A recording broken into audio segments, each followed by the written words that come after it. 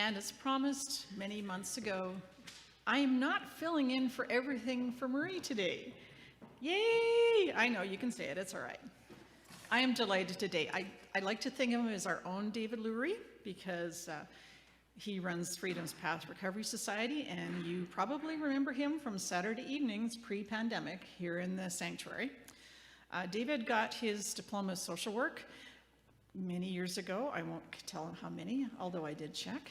He started out with In From the Cold, and he's got over 20 years of work as an addictions counselor. And he's here today to hopefully bring a little bit of sunshine and some sage advice or words of wisdom. Welcome, David. Is it on up there, Bill? It's good? Okay. Good morning, everybody. It's a pleasure and an honor to be here. When I was asked to talk about 500, is that me?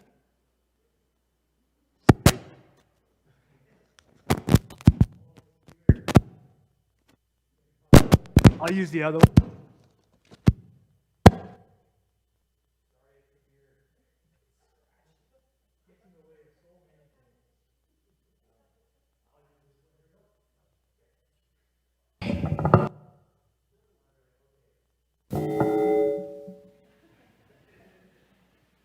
I like that it's live because we have no need for excuses. It's just live. I like it. So when I was asked to talk about the lockdown and some of the things that we suffered, I have to be careful because I want to make sure that nobody thinks I have the corner on suffering, because I don't fully understand how deep many people struggled over the last 2 years. We can only operate from where we are, and obviously the lockdown did a lot of things for a lot of people, and because of a lot of reasons. If it was only a lockdown that we had to deal with, we might have been able to deal with it a little differently. But when it happened, not only were we stuck at home and separated and isolated from each other, we were also told that other people weren't the same as us. And we were told that not everybody could do the same things. And this was, for a lot of people, that was brand new information. I don't know about you all and anyone out there watching or listening, but many of us were unaware as to how bad a good portion of our population has it on this planet. And that was one of the things that was brought to the forefront of the lockdown, was because now we're glued to screens and we're able to see across the world every day, and a lot of people became glued to that vision that they were shown every day, and that fear could build up inside of us. And so as I'm talking, I imagine some people might be getting triggered, and it's okay. It's okay because we've survived it so far. But it wasn't easy for everybody. I mean, George Floyd was murdered within the first few months of the lockdown, or first couple months of the lockdown. And then from there, we had one, and then another, and then another. Now imagine the impact that has on people who are only watching that on the news. See, I speak from a place of privilege. I did not lose my job. I was working every day. I did not lose some of my support systems because I have a family that is very supportive and very close. But I recognize through this last couple of years, more than ever before, that it is not the same fairness for everyone, and that we do not all start from the same position. And these things became more obvious to people like myself who had been blinded by their own privilege and bias. Now, when I say privilege, I don't mean that I got things for free. That's not what I'm saying. I had to go to school like everybody else. I worked hard like everybody else. But see, here's the thing. I thought it was like everybody else until I got to know how hard someone has to work when they're a person of color or when they're Indigenous, and how extra they had to work to get what I might have. Right? And I didn't do it because I didn't get what I have because I deserved it. I was born into it. My parents, they passed it on to myself and my brothers. But what about folks who don't have parents, who don't have brothers, who don't have family? See, those things were brought to the surface as well, was that we are not all the same in terms of where we start from, right? Now, do we have the same opportunities? Of course not. We were witness to that as well. that not everybody gets the same opportunities. Now, I've mentioned these things, not because I want us to feel bad. That's not the point. The point is so that I can try to express what was brought up in the last couple years that made the lockdown even harder, right? Then we had people finding bodies of children, right? Bodies of children, thousands of them. Last number that I saw, and I don't know if it's accurate, was over 10,000 children, 10,000 bodies. Now, I'm not talking about it so we could feel bad, because we didn't do that. I don't think anyone here did anything to that. However, one of the things that happened through this lockdown when people were glued to the screens was a lot of the systems that we have trusted became apparent we could not trust them, right? Some of these systems are not, I have to tell you, being a part of Wild Rose and Freedom's Path, it has been very, I think, mutually beneficial. But not just beneficial in terms of having space and being able to operate, but like this, seeing people in the sanctuary is nice, because when the lockdown happened, I was here alone for about 18 months, or so it seemed, right? It seemed like I was alone for 18 months. Obviously, there was stuff going on, but prior to the lockdown, this church was bustling with activity, right? Wellness hubs, all kinds of things. And because something about this church was a little bit different, right? And I read it this morning. This is the first service I've been in the morning for a while, and I read the little blurb at the beginning of the service, and I can't remember what it's called, but it was about being more Christ-like and less church-like. That's what it read to me. It read that some of the churches that are really taking on the truth and reconciliation in many regards, this is one of them, right? And that statement, for me, is an affirmation that that's what this church is trying to do. It's trying to approach the truth and make reconciliation as best it can, right? And I support that. I support that for obvious reasons. Because, see, this is where sick people come, right? When I was born into the church, which is I don't even want to say how long ago, close to 50 years ago, the church was different. You would never have seen a guy like me come into a morning service. They would have had a different service for me. And it would have been in the evening, probably. That's where I made all my money, was in the evening, with a totally different crowd. However, we're all the same. That's one of the things that happened over the last couple of years was when some of these systems became under a microscope, like the justice system, all kinds of other systems with their biases, right? Once that happened, people started to feel the loss of faith. They started to feel the loss of their beliefs. And these are some of the people that came out of the woodwork to talk with me. Was not because I'm anyone special, but just because I happened to be there, right? And when that happened, I was able to see it from a different perspective as well. That now, you see, it doesn't matter what my beliefs are, but if you take away my ability to practice my faith, then what happens is I get locked up in selfishness, and I tend to be more afraid, which is the same as my fellows, and both men and women, right? We get locked in fear, we start acting out. I started working with people I never would have met if it wasn't for the lockdown. People who were able to rely on alcohol until all of a sudden alcohol became a problem, right? Because of the fear that was out there. And I get it. I didn't spend all day and every day watching the news because it was counterintuitive to what I was trying to do. If you wanted to be working with people, watching the news every day was a bad idea, right? Because we were told we couldn't trust some people, right? There was this big thing about the vaccinated versus unvaccinated, and these things, though, they speak at a part of us that was absolutely absent for most of us, who were all of a sudden said you couldn't go to church, you can't enjoy your fellowship. Some churches were really quick. They got online, they tried to adjust as fast as they could so that they could continue to deliver those messages of faith and hope, right? And so what we've experienced, I think, and part of what we experienced over the last couple of years is a changing in how people approach faith, right? Because what was shown to us with these institutions and their biases was that we don't need to trust wholesale institutions. What we can do is we can figure out how to be discerning within those institutions. And that's what I watch people have to do, myself included. The first year of the lockdown, even though I was able to work, my depression crept in, and by the end of the first year, my depression was out of control. I was treating it the same way I'd always treated it, except for I wasn't spending time with my fellowship, right? And I have a couple of fellowships that I spend a lot of time with, and those fellowships were closed down as well, except for online, right? But for some of us, that online connection is not something we trust naturally. I don't trust it naturally.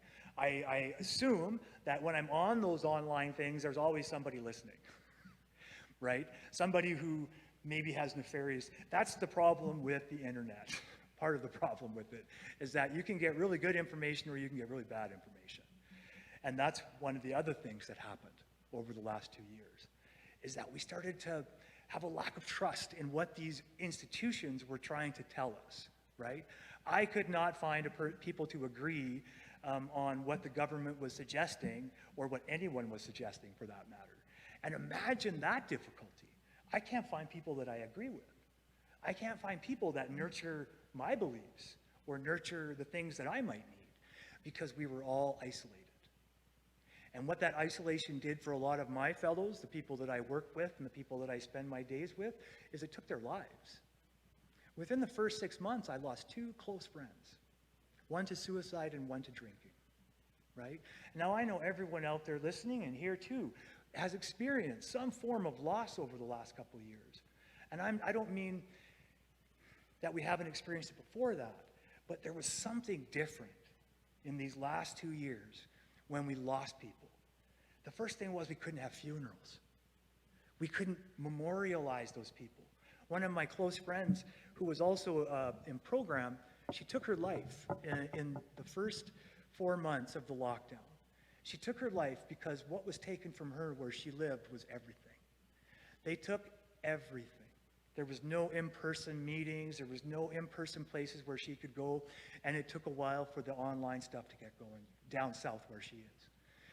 So she lost the gym, all these different healthy coping mechanisms that we've worked tirelessly to create for ourselves, for all of us, whether it's gym or going to meet with friends for coffee, whatever it was, she had none of it. And also, her faith was then in question. Because all of a sudden, a lot of people were made aware that they don't have as much power as they thought, that we don't have as much control over what's happening around us as we thought, because we don't. And I think that was another thing that affected myself and the people that I came in contact with or just heard stories from, was that absolute lack of connectivity to the things that made them whole or feel whole. And it can take, one of the things I've noticed about the last 2 years and drinking and using drugs for people is that they're finding out really quick what people like myself have had to learn a long time ago, many years of abuse of drugs and alcohol. It happened really fast for a lot of people. Some people started drinking in April of that 2020 year and were gone by June, or gone by September. Because you see, what happens when we lose our hope and our connection to faith is we then start to splinter into self. And self, for myself and many people that I've observed, self, when it becomes too deep and too clutched, it starts to destroy the thing we're trying to protect. It starts to destroy it with those coping mechanisms, those things that take us away from any connection to a creator. Right? Those things that push other people out, and then we start pointing fingers, and then fingers are pointed at us, so we justify pointing them back. And that's what I witnessed. But what I witnessed more than that, which takes me back to the opening statement about being more Christ-like, is that's what I noticed when I stopped being afraid. When I would stop being afraid and carrying my fear into encounters with people, gradually I started to notice that there was a lot more Jesus-like people out there than they wanted us to believe. There are a lot more people out there that care for each other, than they wanted us to believe. There are people out there who are caring for other people who never gave a second thought about it prior to March 2020. And to me, out of all the bad, and there's been so much, like George Floyd's murder was just the first. And it was just a spotlight to show us one of our systems that is absolutely in need of like reform. This system of law enforcement and justice, right? And I'm not putting blame on anyone in particular because I believe we're all responsible, right? I'm responsible for ignoring the signs of police brutality being rampant because I didn't believe it, because I didn't see it. But then it came to be that I wouldn't see it. Why would I? I'm a white male in North America. I will see a portion of what a black man in North America sees, or an indigenous man. See, that was another thing about privilege that came up. And I'm okay with it today, not because I feel like I deserve it, because I don't, but because once we're aware of that, it's okay to change and say, okay, you know what, I'm going to use this position of privilege to go out and do the best I can to help us find that medium, right? And I'm just one person. But what I realized, and this is the good news of the last 2 years for me, was that I am just one person, but there are billions of us wanting to care for each other. One of the things that I witnessed in Calgary specifically over the last 2 years was a lot of starting up of people wanting to take their compassion, their love for their fellows, and try to make it into a business because they got their work, their jobs taken. Can you time check me? No, when you look though, I'm going to pay attention because I got my dad's lungs, so you guys will be here till 12. Sorry. Everyone's like, no, I gotta go. I'm just kidding. But I used to it because my dad, he can pray longer than he can preach, I think, which is pretty amazing, actually, when I think about it. Anyways, I noticed that there were so many more people coming together in small groups to create almost like a wellness hub for people, right? Which I think is fascinating. Like it wasn't there prior. So what these times did for lots of us is, yeah, it hurt us. I mean, I think I might have just gotten rid of like my COVID, like 40 pounds, like maybe, and I'm still going to work on it because I'm not sure it's all gone yet. And it's tricky, those COVID pounds. It's like every time I sit down on the couch to watch a show, I put on 5 pounds. But that's what it was like for me because that's what my depression did for me. That's always been a thing in my family, myself, is have to watch our intake of food. Right? But when things were down, when it just looked dark, before the people started to rise up and help each other, that's what my selfishness led me to. Because I don't drink, I don't use drugs, but I absolutely love sugar. And I love carbs. They're my friend, obviously, they're my friends. And I had to determine, though, that those things that I was able to enjoy prior to the lockdown, because I was exercising every day, going to the gym, now I was still doing it, but I wasn't able to exercise, right? And so, again, one little thing, this little tiny thing of going out and exercising every day.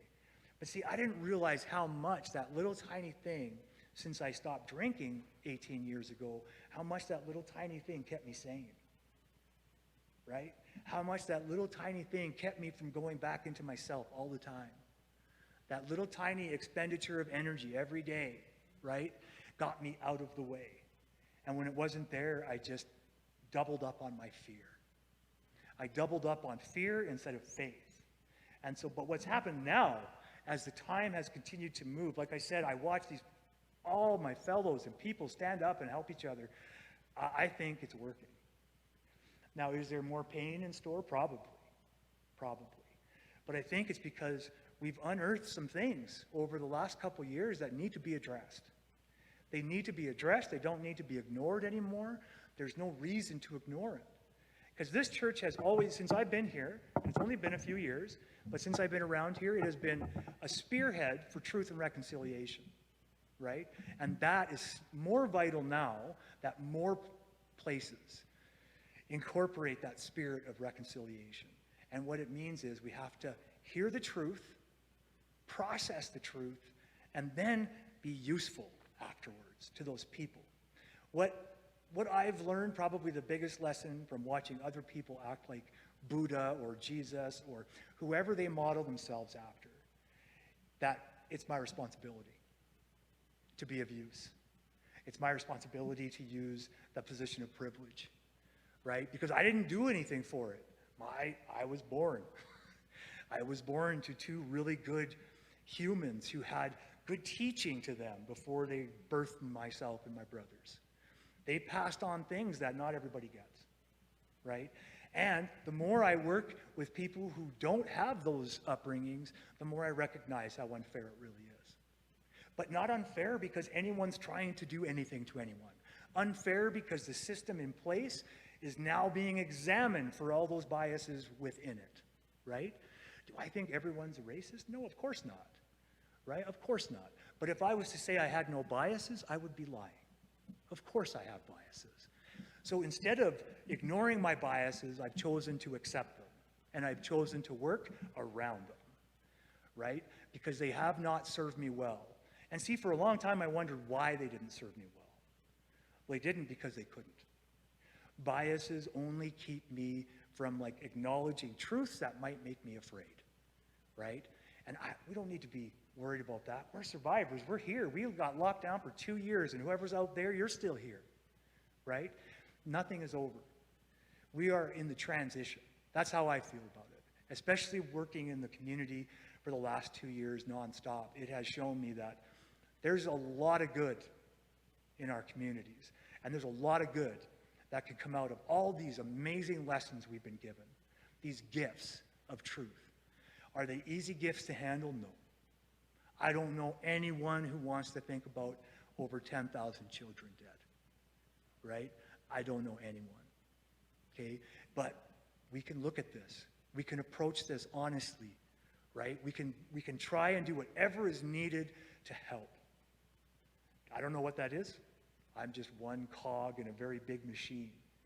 But I know that each cog, this is what really, and I'll close with this, but that each cog, each of us, has an important role in not just truth and reconciliation, but as a whole, moving forward for people who need faith.